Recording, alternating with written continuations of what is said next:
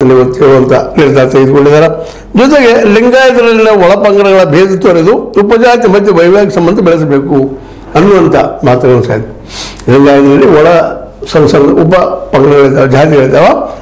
ಆ ಜಾತಿಗಳ ಮಧ್ಯೆ ವಿವಾಹ ಆಗುವಂಥ ಮದುವೆ ಆಗುವಂಥದ್ದಾಗಬೇಕು.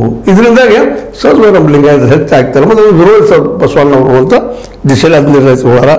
ಪ್ರತಿಯೊಬ್ಬರು ಇಷ್ಟಲಿಂಗ ಧಾರಣೆ ಮಾಡಬೇಕು ಅನ್ನುವಂಥ ಮಾತನ್ನು, ಸ್ಥಾವರಲಿಂಗ ಪೂಜೆ ಮಾಡಲಾರದ, ಗುಡಿಗೆ ಹೋಗಿ ಈಶ್ವರಲಿಂಗ ಪೂಜೆ ಮಾಡಲಾರದ, ಶರೀರ ಮೇಲಿದ್ದಂಥ ಇಷ್ಟಲಿಂಗವನ್ನು ಪೂಜೆ ಮಾಡಬೇಕು, ಇದು ನಮ್ಮ ಧರ್ಮ ಅನ್ನುವಂಥ ಮಾತು ಹೇಳ್ತಾ ಇದ್ದಾರೆ.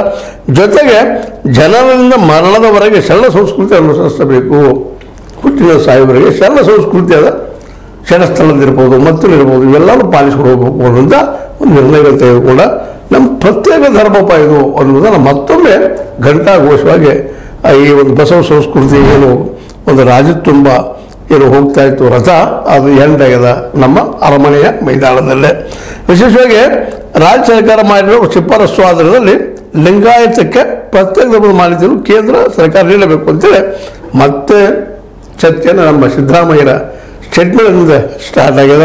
ಜೊತೆಗೆ ಇನ್ನೊಂದು ಮಾತು ಭಾಳ ಪ್ರಮುಖವಾಗಿ ಹೇಳುವಂಥದ್ದೇನಪ್ಪ ಅಂದ್ರೆ, ಈ ಬಸವ ಕಲ್ಯಾಣದಲ್ಲಿ ವಚನ ವಿಶ್ವವಿದ್ಯಾಲಯ ಮುಂದಿನ ವರ್ಷ ಆರಂಭಿಸಲು ಕ್ರಮ ಕೈಗೊಳ್ಳಲಾಗುವುದು ಅಂತೇಳಿ.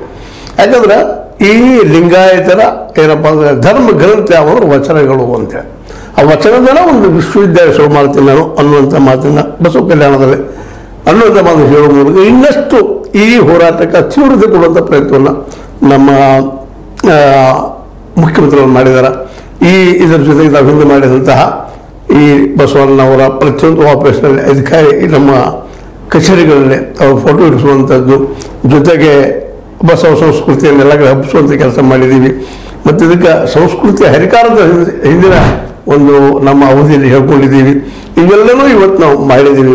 ಕಾರಣ ಇಷ್ಟ, ಬಸವಣ್ಣವರು ಎಲ್ಲ ಜಾತಿಗಳನ್ನ ಎಲ್ಲರನ್ನೂ ಒಳಗೊಂಡ ಮಾಡಿದಂಥ ನಿರ್ಮಿಸಿದಂಥ ಈ ಒಂದು ಧರ್ಮ ಶ್ರೇಷ್ಠ ಧರ್ಮ, ಅದು ಆಗಬೇಕು ಅನ್ನುವಂಥದ್ದು.